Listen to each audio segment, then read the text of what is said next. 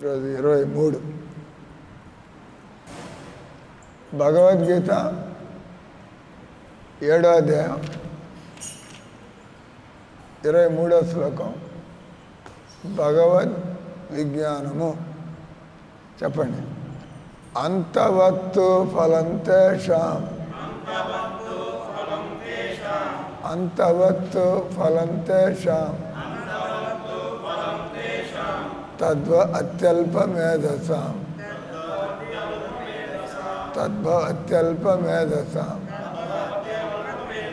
దేవాన్ దేవా యజోయాంతి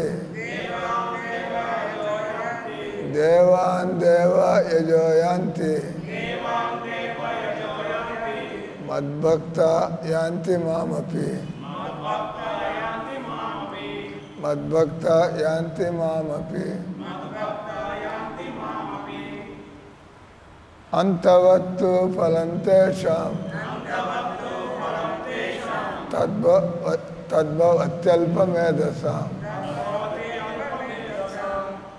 దేవాన్ దేవా యజోయాంతి మద్భక్త యాంతి మామపి. అనువాదం తాత్పర్యం. శ్రీల ప్రభుపాదకి. నిన్న మనం చదువుకుంది ఈ సంసారంలో రకరకాల వ్యక్తులు వాళ్ళ బుద్ధిని బట్టి, వాళ్ళ అలవాట్లను బట్టి, వాళ్ళ పూర్వజన్మ సంస్కారాన్ని బట్టి, ఈ జన్మలో వాళ్ళకుండే జ్ఞానాన్ని బట్టి రకరకాలుగా పూజలు చేస్తూ ఉంటారు. దేవుళ్ళు వేరుగా ఉంటారు, పూజ పద్ధతులు వేరుగా ఉంటాయి, వాళ్ళు ఆశించేటువంటి ఫలం వేరుగా ఉంటుంది. ఎవడో స్టూడెంట్ నా చదువుల్లో నేను టాపర్ కావాలంటాడు, ఇంకెవడో నా వ్యాపారంలో సంపాదించాడు, రకరకాల కోరికలు కదా. వాడి ఇంట్లో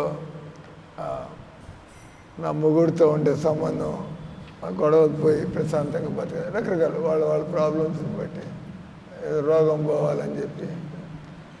ఈ ప్రపంచంలో మనుషులు రకరకాల దేవుళ్ళని రకరకాల పద్ధతుల్లో రకరకాల కోరికల కోసం వాళ్ళు, కాబట్టి మనకి ఇవన్నీ కనబడుతూ ఉంటాయి.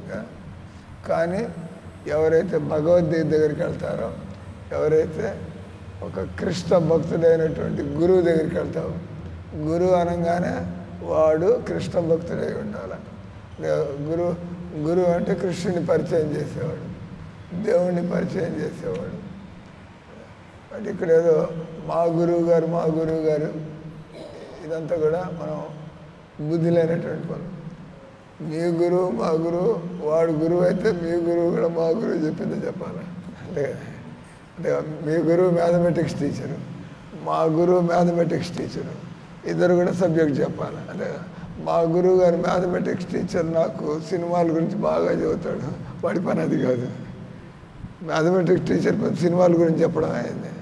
చెప్పండి, మరి తలకాయ ఊపుతారండి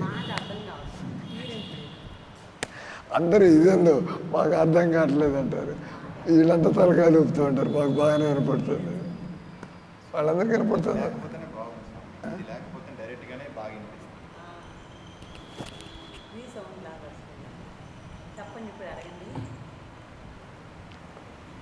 నేను అడిగింది, ఒక మ్యాథమెటిక్స్ టీచరు మీకు బాగా సినిమాల గురించి చదువుతుంటే వాడి పని అయింది, అది వాడి పని అయింది.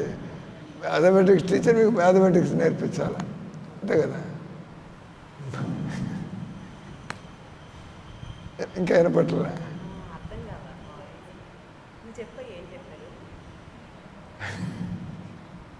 అంత చెప్పేది ఏంది, అక్కడ మ్యాథమెటిక్స్ టీచర్ ఉంటాడు, ఆయన పని మీకు మ్యాథమెటిక్స్ నేర్పించడం. కానీ వాడు మీకు బాగా సినిమాల గురించి, ఆ సినిమాలో హీరోయిన్ ఎవడు, ఆ సినిమాలో హీరో ఎవడు, ఎన్ని సినిమాలు, ఏ సినిమా కథ ఏంది అని చెప్పి మీరు ఎగ్జామ్ పాస్ అవుతారా ఫెయిల్ అవుతారా? అది కదా, అది పాయింట్.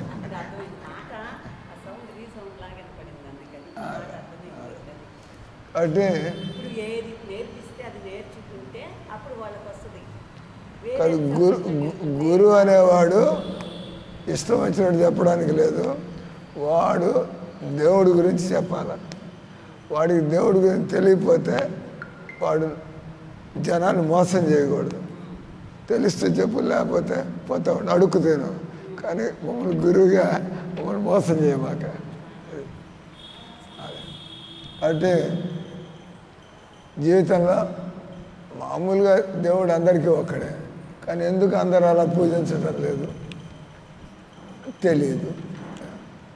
లేదా వాళ్ళ బుద్ధి సరిగ్గా లేదు, లేదా వాళ్ళకి చేత కాదు, దమ్ములు లేవు. ఏదైనా పని సరిగ్గా చేయాలంటే పట్టుదల ఉండాలి. పట్టుదల బుద్ధంగా నేర్చుకోవాలి. ఏందో పట్టుదల అయితే మన వల్ల, ఎందుకంటే వేళ్ళని కలవాలి. వృద్ధంగా కొడుతుంటే మామూలుగా మనకి పట్టుకోవడం సులభం. కానీ ఇటుపక్క వెళ్ళి ఇటు తిరుగుతూ ఉండాలి, ఇటుపక్క ఇటు కొడుతూ ఉండాలి. అని ప్రాక్టీస్ ఉండాలి. అంతేదా? మామూలుగా మనకి రెండు చేతులు ఒకే పని చేయడం సులభం. కానీ ఈ చేత ఇటు అనాలి, ఆ చేత అటు అనాలంటే కొద్దిగా ఎన్ని నేర్చుకోవాలి. డ్యాన్స్ అంతే కదా, డ్యాన్స్ నేర్చుకోవాలి. అది చేయడిది పని తెలియదు నీకు. ఇప్పుడు ఫ్లైట్ యాక్సిడెంట్ అయితే అందరూ కాలిపోయారు, కానీ భగవద్గీత పుస్తకం మటుకు ఇట్లా ఉందండి. అది భగవంతుడు లేలై చూపిస్తున్నారుగా. భగవంతుడు లేలైతే మీరు నేర్చుకున్నది ఏంటి అక్కడ? అది చెప్పండి ముందు. భగవంతుడు లేలా, మీరేం నేర్చుకున్నారు? అది భగవంతుడు ఆయన శక్తి మనకు చూపించాడు. అదే దాని నుంచి మీరు ఏం నేర్చుకున్నారంటున్నా?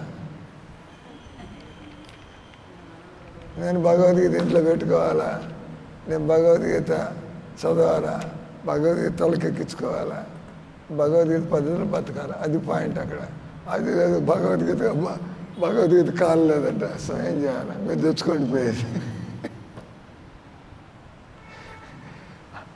దానికి నేను ఒకటి చెప్పా. ఒక కూర్మ గ్రామం అని అక్కడ ఇంకోటి జరిగింది. ఒక కూర్మ గ్రామం అని కాడ శ్రీకాకుళంలో ఉంది. అక్కడ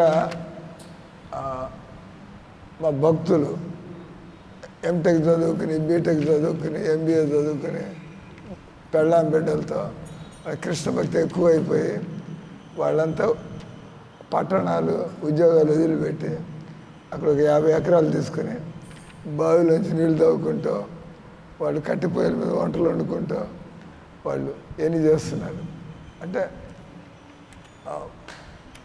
సరళంగా ప్రకృతి పద్ధతిలో బతకడం ఎట్లా.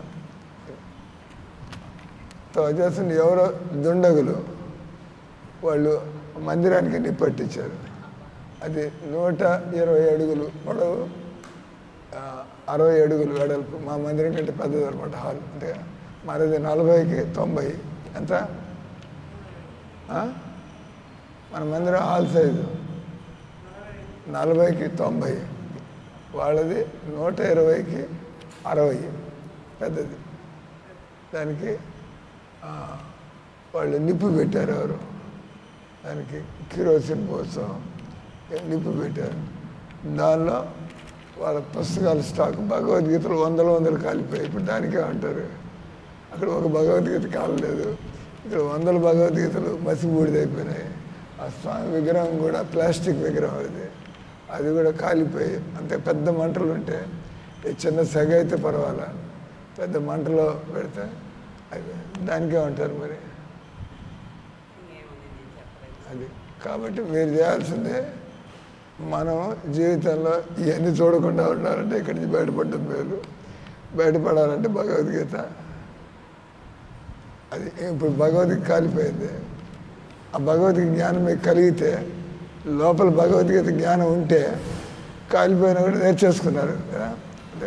ఇప్పుడు ఈ ఒడ్డు నుంచి ఆ ఒడ్డుకి వెళ్ళాలి, చేరుకున్న తర్వాత పడవ కాస్త మునిగిపోయింది. పోయిందే ఉంది మనకి. మీరు ఒడ్డు చేరుకున్నారు కదా, ఈ ఒడ్డు నుంచి అవతల ఒడ్డుకి వెళ్ళిపోయినారు. ఆ తర్వాత పడవ పగిలిపోయిందో, లీక్ అయిందో, పడవ మునిగిపోయింది. మీరు దేవుడు కాపాడండి, పడవలో ఉండగా లీక్ అయ్యి పగిలిపోయింది, చచ్చి ఉండేదాన్ని. అటు జీవితంలో మీరు ఎంత వయసు మీకు? 57. అటు వీళ్ళలాగా తయారయ్యారా లేదా? వీళ్ళలాగా మీరు బతుకుతున్నారా లేదా? ఆమె కూడా కోట. వాళ్ళ చెల్లి మా చుట్టాలే. అదే. వాళ్ళ చెల్లి మరి మీరు ఆమెలాగా బతకాలి, మీరు ఆమెలాగా బతకాలి మీరు. లేకపోతే మీరు కాలక్షేపం చేస్తున్నారు. యమరాజు వచ్చి తోలు తీస్తాడు. ఇదేందా అంటే నీ బతికిన పద్ధతి దానికి నేను అదే చేయాల్సి ఉంటుంది అంటాడు. మీరు భక్తురాల్లాగా బతికితే యమరాజు మీ దగ్గరికి రాలేడు. ఎందుకు మీరేం పాప పనులు చేయట్లేదు, స్వార్థ పనులు చేయటం లేదు, మీరే డబ్బు పిచ్చిలో పడి బతకటం లేదు, కుటుంబ మోహంలో పడి కొట్టుకోవటం లేదు. మీరు దేవుడు చెప్పినట్టుగానే బతుకు, గురువు చెప్పినట్టుగానే, దేవుడు చెప్పినట్టుగానే గీతలు చెప్పి బతుకుతా. యమరాజు కూడా మీకు దండం పెట్టిపోతాడు. తల్లి నువ్వు కూడా మాకు పూజనీయురాలు అని చెప్పి దండం పెట్టిపోతాడు. అదే యమరాజు వెతుకుతూ ఉంటాడు. యమరాజు గారిని భక్తులు చూస్తే వాళ్ళకి దండం పెడతారు. వీళ్ళు మన క్యాండిడేట్స్ కాదు, ఎందుకంటే వీళ్ళేం పాప పనులు చేయట్లేదు. ఈ మందిరంలో ఉండి మంగళారతికి టైంకి రాదు, పాపమా కాదా? మీరు మందిరంలో ఉండి మంగళారతి రాకపోతే పాపమా కాదా? మందిరంలో ఉండి నిద్రపోతాం, బాగానే ఉంది. మందిరంలో ఉండి తిండి తింటాం, మందిరం భజనకి రాము అంటే మీరు మందిరాన్ని హోటల్లాగా వాడుకుంటున్నట్టు అంతే కదా, పాపమా కదా? మీరు హోటల్లాగా బతకండి, హోటల్లోనే ఉండొచ్చు. మందిరంలో అంటే మందిరంలో ఉండే పద్ధతిలో ఉండాలా, అవునా కదా? అందుకే ఏం ఉండలేదు. ఎందుకు వచ్చింది? మనం చేయగలిగింది ఏదో చేసుకుందాం. నవీన మాతాజీ ఏదో మనం చేయగలిగింది ఏదో భక్తురాలుగా నాటకాలు ఆడక్కర్లేదు అంతే కదా. అంటే ఎక్కడుంటే అక్కడ బాధ్యతలు. అంటే మీరు డాక్టర్ లాగా పైన తెల్ల కోట వేసేసుకుని ఒక స్టెతస్కోప్ ఏడాడు కట్టుకుని జనాన్ని చంపాలయ్యింది. మీరు డాక్టర్గా పని చేస్తుంటే ఆ డాక్టర్ పనికి న్యాయం చేయండి. మీరు మందిరంలో భక్తులు నేర్చుకోవడానికి చేరినట్టయితే చక్కగా జాగ్రత్తగా చేసుకుంటూ పోతూ ఉండండి. మిమ్మల్ని రోజంతా మాలాగా బతకమలేదు, అవునా కదా? మాకు తెలుసు ఈ అమ్మాయి ఉద్యోగం చేస్తుంది, భక్తి కూడా కావాలనుకుంటుంది. కానీ ఆల్రెడీ బ్యాలెన్స్, ఈ మాత్రం భక్తి, ఆ తర్వాత ఉద్యోగం. ఈయనకు ఉద్యోగం లేదు, మధుకు ఉద్యోగం లేదు. రోజంతా మా పద్ధతిలో ఈ విధంగా భజన చేయాలా, ఈ విధంగా సేవలు చేయాలి పద్ధతి. ఇప్పుడు ఎవడు మీ జోలికి రాడు. అంటే మీరు తప్పు పని చేస్తే కదా మిమ్మల్ని మందలించడానికి వచ్చేది, మిమ్మల్ని విమర్శించడానికి వచ్చేది. మీరు విమర్శించడానికి అవకాశం ఇవ్వకపోతే గౌరవిస్తారు. పాపం ఇవ్వలే తన పని దాన్ని చేసుకుంటూ పోతుంది. జనాలు ఆటోమేటిక్గానే వాళ్ళంటే గౌరవం వస్తుంది, అంతే కదా? గౌరవం. హర్బీ మాత దండం పెట్టాలా, పని ఇక లేట్ లేకుండా వంటలు చేసుకుంటూ పోతుంది. ఎవడన్నా లేకపోయినా పాపాలు బైరోడ్లాగా కూర్చుని అంత పని చేసుకుని ఇవి కూడా రావాలి మామూలుగా డ్యూటీకి. ఇప్పుడు డ్యూటీ మారిపోయింది కదా. ఇప్పుడు కూరగాయల డ్యూటీ లేదు, ఇప్పుడు అలాగే టైం అవుతుంది. ఇక్కడ ఈరోజు శ్లోకంలో నిన్న చెప్పిన దానికి కంటిన్యూటీ. భగవద్గీత శ్లోకాలు ఏందో ఈ అర్థం ఎక్కడో ఆ అర్థం ఎక్కడో లేదు. భగవంతుడు అధ్యాయం మారుస్తున్నాడంటే, శ్లోకం మారుస్తున్నాడంటే దాన్ని ఏమంటారు? లింక్ అంటారు. లింక్ అంటే ఒక శ్లోకం తర్వాత ఈ శ్లోకాన్ని ఎందుకు చదువుతున్నాడు. ముందు శ్లోకంలో ఏం చదువుకున్నాం? జనాలు కృష్ణుని వదిలిపారేసి లేదా కృష్ణుడితో పాటు 10 మందిని పెట్టి, కృష్ణుని వదిలేయడం తప్పే, కృష్ణుడితో పాటు 10 మందిని పెట్టడం కూడా తప్పే. కృష్ణుడు దేవుడు అయితే 10 మంది ఆయన పక్కన పెట్టడం ఎందుకు అన కదా. కృష్ణుడు దేవుడు, 10 మంది ఎందుకు పక్కన అంటే మనకి క్లారిటీ లేదు. ఒక కృష్ణుడు దేవుడే, అయ్యప్ప స్వామి దేవుడే, శివుడు దేవుడే, అప్పుడే కదా 10 వచ్చేది. కానీ 10 మంది దేవుళ్ళు ఉంటారా ఏంది? మనకి బుద్ధి లేదు, చేస్తాడు. కాబట్టి ఆ కృష్ణుడిని పెట్టకపోవడం తప్పే, కృష్ణుడితో పాటు ఇంకోటి పెట్టడం కూడా తప్పే, అంతే కదా. కృష్ణుడి అన్ని పెట్టి శివుడిని పెట్టి దుర్గమ్మని పెట్టి వినాయకుడిని పెట్టి కృష్ణుని పెట్టకపోతే మీకు భగవద్గీత జ్ఞానం లేదు కాబట్టి మీరు ఇష్టం వచ్చినట్టు చేస్తున్నారు. ఇది నేర్చుకోవాలి. జీవితంలో ఏదైనా కూడా నేర్చుకోవాలి. మనకి డౌట్లు ఉంటే అడగాల, నేర్చుకోవాలా. ప్రతి భక్తి కేవలం వినడం నేర్చుకోవడంలో కూడా కాదు, సేవ కూడా చేయాలి. తద్విధి ప్రణిపాతేన పరిప్రశ్నేన సేవయ. భగవంతుడు భక్తి మార్గంలో ఎవరైనా ఆనందంగా స్థిరంగా ఉండాలంటే ఏమంటున్నాడు? ప్రణిపాతేన. మనం వినయంగా ఉండి నేర్చుకోవాలి. మనకి గౌరవం లేదు అక్కడ ఉంటుంది, ఏం నేర్చుకుంటాం? లోపల మనం గౌరవం ఉండేటువంటి అభిప్రాయాలు. ఇప్పుడు మీరుంటారు, నేనంటే మీకు గౌరవం లేకుండా అని అప్పుడు మీరు ఏ విధంగా ఏమైనా అర్థం చేస్తారు? గౌరవం ఉంటే స్వామి చెప్పేది జాగ్రత్తగా వినాలా.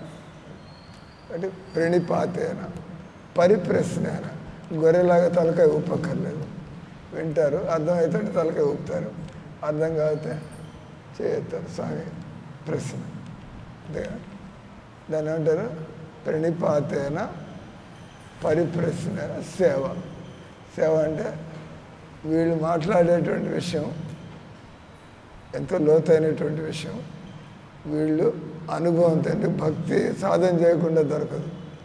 కేవలం మీరు ఒక నవల్లాగా భగవద్గీత అయితే ఏమీ తలకెక్కేది లేదు. భగవద్గీత నేర్చుకునే పద్ధతి ఉంది.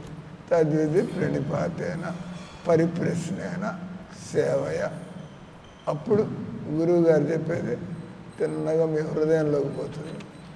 మనకి శ్రద్ధ లేకపోయినా మనం అడగచ్చా అడగకూడదా అని లోపల సందేహాలు పెట్టుకుని సందేహాలు తీరక భక్తి అట్ట చేస్తారు. సందేహం ఉంటే భక్తి గట్టిగా చేయలేరు. సందేహాలు పోతే ఇది పనిచేస్తుంది. అంటే ప్రణిపాతేన పరిప్రశ్న సేవయ. సేవయ అంటే మన అల్టిమేట్లీ మన భగవంతుడికి దాసులు కావాలా. గురువుగారు మనకి భగవంతుడి సేవ ఎలా చేయాలో మనకి మన బుద్ధిని బట్టి, మన టైంని బట్టి, మన వయస్సుని బట్టి మీరు అలాగే పెద్ద మీరు ఈ పని చేసుకోండి, పూలు కొట్టుకోండి, కుర్ర అలాగే మీరు కొద్దిగా పరిశ్రమ ఉండేటి పని చేయగలుగుతారు. ఆయన పట్టుకుని మందిరం అంతా ఓడమంటే అడ్డం పడుతుంది, అంత ఓపిక లేదు కదా. చూసుకుంటాడు ఎవరు, వాళ్ళ వయసు ఏంది, వాళ్ళ తెలివితేటలు ఏంది, వాళ్ళ టైం ఏంది, అమ్మాయి ఉద్యోగానికి పోవాలా, ఉద్యోగాన్ని బట్టి వెనకాల పడి ఈ పని ఏదో కదలడానికి లేదంటే మందిరం వదిలేసిపోతాం. అంతే అటు కాదు అనలేము, ఇటు ఉండలేము. హరే కృష్ణ స్వామి ఏమైందంటే నేను అక్కడ ఉంటే 10 గంటల దాకా, ఏదో 8 దాకా సేవ చేసుకుని పోతాను. అట్లా అంటే గురువు గారికి కూడా కామన్ సెన్స్ ఉండాలి. ఏం చెప్పేప్పుడు చూసి అతనికి ఐడియా ఎటువంటి వ్యక్తినైనా భక్తి మార్గంలో ఎలా ఉంచాలో అందరినీ ఉంచగలగాలి. ఏం వస్తుంది, ఏమకుండే టైం ఏంది, ఏమకుండే తెలివితేటలేదు, అది అప్పుడు అటు చేసుకుంటూ పోతాను. అది కూడా కంఫర్టబుల్గా మనకుండే ఇంత టైంలో ఈ టైంలో ఇది చేసుకుని. సో అంటే అందరికీ అవకాశం ఇవ్వండి భగవంతుడి సేవ చేయడానికి. అందరికీ ఏదో రకంగా మెల్లిగా వాళ్ళకి రుచి కలిగితే వాళ్ళే ముందుకొచ్చి సరిగ్గా గట్టిగా చేయాలనేటువంటి అంటే ఎదగడం ఇదంతా మొత్తం. అలాగే అంటే ఈరోజు శ్లోకంలో చదువుతున్నది అంతవత్తు ఫలం తేషాం. అంతవత్తు ఫలం తేషాం అంటే మీరు రోజంతా పని చేస్తే, మీరు 10 రూపాయలు సంపాదించారో 100 రూపాయలు సంపాదించారు అనుకోండి, రోజంతా పని చేస్తే 100 రూపాయలు సంపాదిస్తే మీరు ఇది అడుక్కుంటే కూడా వస్తుంది, దానికి ఎంత పని చేయాలి వస్తుంది కదా ఆలోచన. రోజంతా పని చేస్తే 1000 రూపాయలు సంపాదిస్తే పర్వాలేదు, గొడ్డి చాకరీ చేశాను 1000 రూపాయలు వచ్చింది, గొడ్డి చాకరీ చేసిన 100 రూపాయలు అయితే ఆ 100 రూపాయలు ఆ ముష్టి అడుక్కుంటే 100 రూపాయలు వస్తుంది. ఇక్కడ ఏమంటాడు, అంతవత్తు ఫలం తేషాం. మనం దేవుడికి అని డబ్బులు ఖర్చు పెట్టేసి మనం టైం ఇచ్చేసి మనం మంత్రాలు అనేసి ఆఖరికి ఏమైంది అంటే మనకి అంత ఫలితం దక్కకపోతే అప్పుడు జనాలు కూడా నవ్వుతారు, ఏమయ్యా ఎంత ఖర్చు పెట్టి ఎన్ని పూజలు చేసావు, ఏమొచ్చింది నీకు అడుగుతారు జనాలు.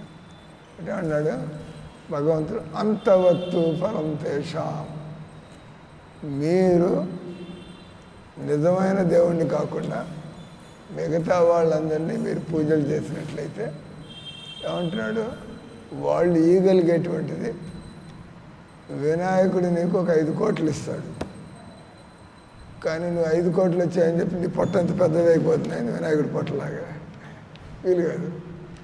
నీకు ఆయన 5 కోట్లు ఇస్తే మీరు బాగా తినచ్చు. అంతకుముందు 5,000 ఉంటే ఆ మాత్రం తింటారు. 5 కోట్లు కాబట్టి బాణ పొట్ట పెట్టుకుని తినాలంటే వీలు కాదు. అది మీరు 5 కోట్లు సంపాదించినా తినేది అంతే, మీరు 5,000 సంపాదించినా అంతే తినేది. కాబట్టి ఓ బుద్ధి లేని వాళ్ళారా ఆయన అంటాడు కృష్ణుడు, దేనికోసం మీరు ఈ దేవతలు వెనకాల పడి ఇవన్నీ తంటాలు పడుతున్నారు? ఆ కడుపు ఏదో నిండుతుంది, వాడు ఎక్కువ ఇచ్చినా కూడా మీకు తేడా ఏముంది? దానికోసం వాళ్ళ వెనకాల పడమాకండి. దేవతల వెనకాల పడి అది ఇది దానికోసం మీరు టైం పాడు చేసుకోమని. అది ఆ దేవతలు పూజ చేయకపోయినా కూడా ఆ తిండి ఎటో దొరుకుతుంది. మరి ఏమైనా చేస్తే జీవితంలో పెద్ద తేడా రావాలి. అంటే ఏమంటున్నాడు, అంతవత్తు ఫలం తద్భ అత్యల్ప మేధస్సం.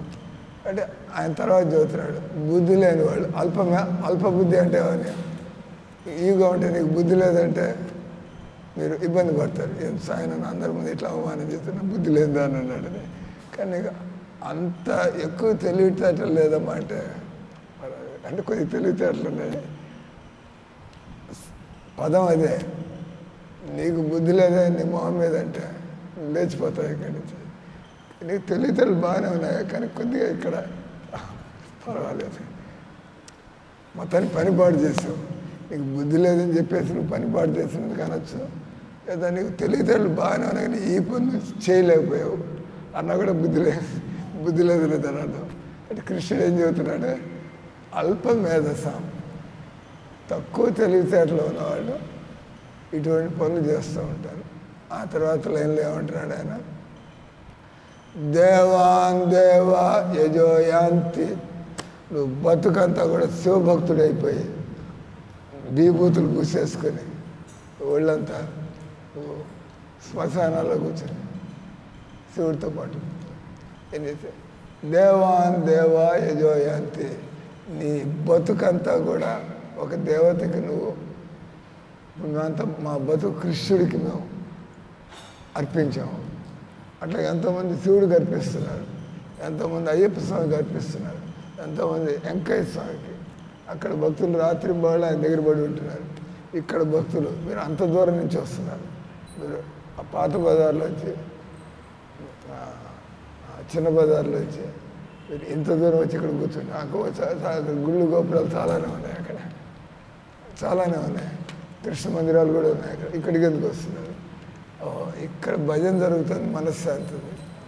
ఇక్కడ భగవద్గీత గురించి చదువుతున్నారు, నాకు జ్ఞానోదయం అవుతుంది, నాకు విషయాలు తెలుస్తున్నాయి. ఆ మందిలో కూర్చొని నాకు చెప్పేవాడు ఎవడు లేడు. అక్కడ నా జీవితం మారే పద్ధతిలో కార్యక్రమం నడవటంలో ఆయన మేము ఒకసారి ఈ చిన్న బజార్లో ఒక బాబా రామ్దేవ్ మందిరం ఉంది. బాబా రామ్దేవ్ మందిరం ఉంది కదా, రాజస్థానీ వాళ్ళ మందిరం. అక్కడ మమ్మల్ని భజనకి పిలిచారు. బాబా వచ్చారు, మీరంతా కూడా వచ్చారు. బాబా రామ్దేవ్ మందిరానికి భజన. మేము పూజారి న్యూస్ పేపర్ పట్టుకుని, ఆయన న్యూస్ పేపర్ పెట్టుకుని సీరియస్గా లైన్ అంతా చదువుకుంటున్నాడు. అండ్ ఇదేదో మాకు మందిరం డబ్బులు సంపాదించుకోవడానికి, దేవుడు ఉన్నాడా, నేను భక్తుని కావాలా, ఆయనకు అదంతా లేదు. అంతే, లేకపోతే ఆయన భక్తి ఉంటే నువ్వు మందిరంలో కూర్చొని న్యూస్ పేపర్ చదవాలి, అసలు న్యూస్ పేపర్ చదవాలి, అది కూడా పాయింట్.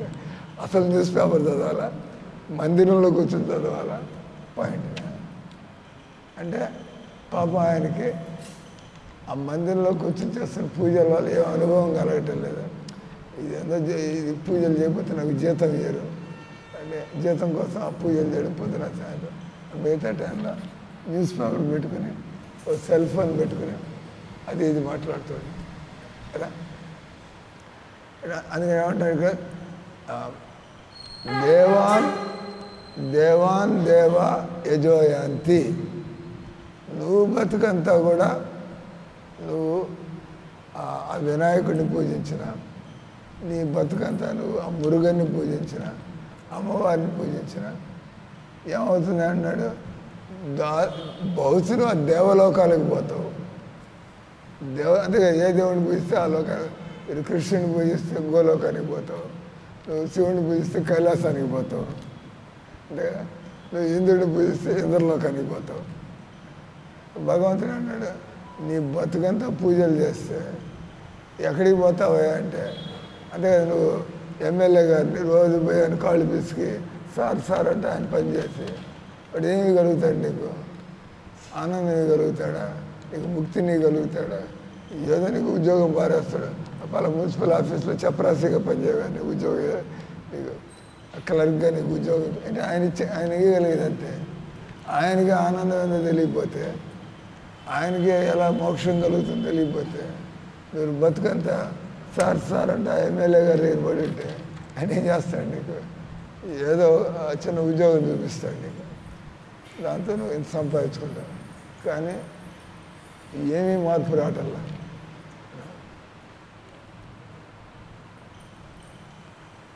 ఏమైందంట, ఇంకో 3 నిమిషాలు ఉంది. అది తప్పించుకుని వెనకాలకు వచ్చింది. మీ మొహం కూడా చూడలే, ఇక్కడికి రండి. వినపడుతుందా లేదా? మీ అమ్మాయా కూతురా? నీ కూతురా? కోడలు. ఏం విన్నారు ఇప్పుడు దాకా నేను మాట్లాడుతుంటే? ఏం విన్నారు అంటున్నా? ఏం విన్నారు ఇప్పుడు దాకా? ఏం విన్నారు అంటున్నా? అందరు ఇదే కూడా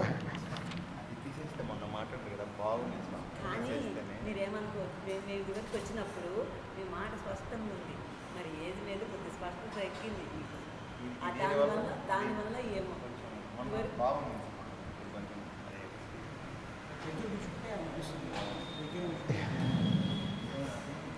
దూరంగా ఉండాలి, నిద్రపోతూ ఉండాలి. దానివల్ల ఏం అర్థం కావట్లే మాట. ఇందాక అదేంటి మ్యాథ్స్ గురించి చెప్పింది చాలా సేపు కానీ అర్థం కాల నాకు.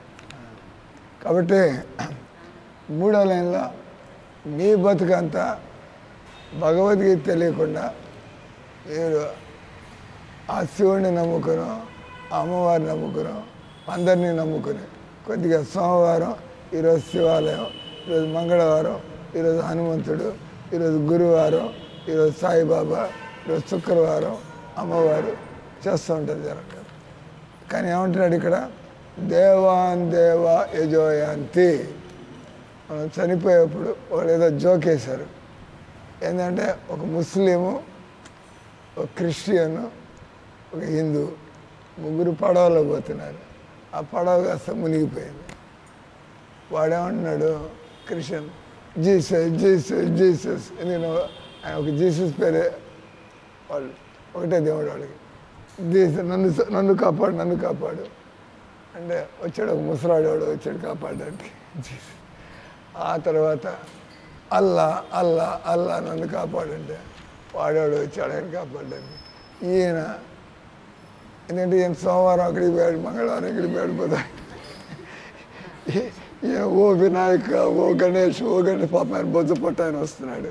ఈ లోపల మళ్ళీ వదిలేశాడు. ఆయన వదిలేసి ఓ దుర్గమ్మ, ఓ దుర్గమ్మ అంటారు. పాపం దుర్గాదేవి బయలుదేరింది ఆమె రావడానికి.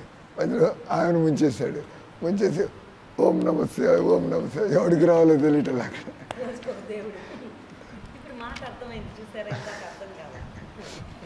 ఒక పుస్తకం ఇస్తాం. ఈ తెలివితేటలు బాగానే ఉన్నాయి. ఈరోజు కూడా ఒక పుస్తకం, ఆ పుస్తకం ఇంటికి పట్టుకుపోయి రోజు 2 పేజీలు చదవండి.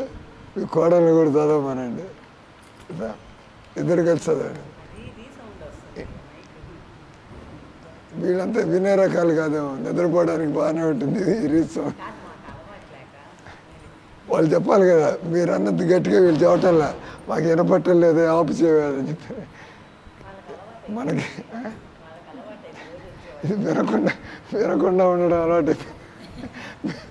మీరు ఒక్కళ్ళే వినడానికి వచ్చారు, వాళ్ళకి నిద్రపోవడానికి క్లాసులో నిద్రపోవడానికి వచ్చారు వాళ్ళు. అయిపోయింది. కాబట్టి ఎవరు రాలేదు పాపం. ఎందుకంటే ఆయన వస్తుంటే చిమ్మ నువ్వు అక్కర్లేదు, నేను శివుడిని పూజించుకుంటే పాప ఆయన బయలుదేరాడు. ఆయన వస్తాడు, నువ్వు కూడా అక్కర్లేదు, నేను అమ్మవారిని పిలుస్తా అంటాడు. ఎవరు రాలేదు, వాడు పోయాడు, అక్కడ మునిగిపోయాడు. కాబట్టి హిందువుల పరిస్థితి అది చెప్పడం. కానీ నిజంగా మీరు హిందువులు, ముస్లింలు, క్రిస్టియన్లు అట్లంతా ఏం లేదు. ఆత్మ, పరమాత్ముడు, భగవంతుడు, అదే తెలుసుకోవాలా. ఎవడైనా నువ్వు హిందూ మతం పుచ్చుకో, నువ్వు ముస్లిం మతం పుచ్చుకో అంటే వాడు ఒక ఎదవాడు. వాడి జ్ఞానాన్ని ఇస్తావా, మతం మార్పిడి చేసుకోమంటావా? మత మార్పిడి వల్ల ఏమొస్తుంది? నేను హిందువుని, మాంసం తింటున్నా, నేను క్రిస్టియన్ అవుతా, మాంసం తింటూ ఉంటుంది. ఏం తేడా ఉంది అక్కడ? కేవలం చెప్పుకోవడం తప్పితే నేను హిందువుని, నేను క్రిస్టియన్ అని. మన బతుకులో మార్పు ఏం లేదు కదా. కాబట్టి మతం అంటే మనస్సును మార్చేది. మన నిజంగా దేవుడి దగ్గరికి వస్తే మనం ఎంతో జ్ఞానం కలగాల, మనం ఎంతో చక్కగా మన బుద్ధి మారాలా, మనం ఎంతో సంతుష్టిగా ఉండాలి. అంటే దేవుడు దొరికినా కూడా ఇంకా ఏదో పోగొట్టుకునే వాళ్ళు తిరుగుతుంది. ఇంకా దేవుడు దొరికి లాభం ఏంటి? దేవుడు దొరికాడంటే ఓ వీళ్ళు ప్రశాంతంగా బతుకుతున్నారు, ఆనందంగా బతుకుతున్నారు, నేను కూడా వీళ్ళలాగా ఎప్పుడు నేను కూడా తయారవ్వాలి, అంతే కదా. అంటే ఇక్కడ చెబుతుంది యాంతి దేవ వ్రతాదేవాన్ పిత్, ఇది దేవాన్ దేవ యజో యాంతి.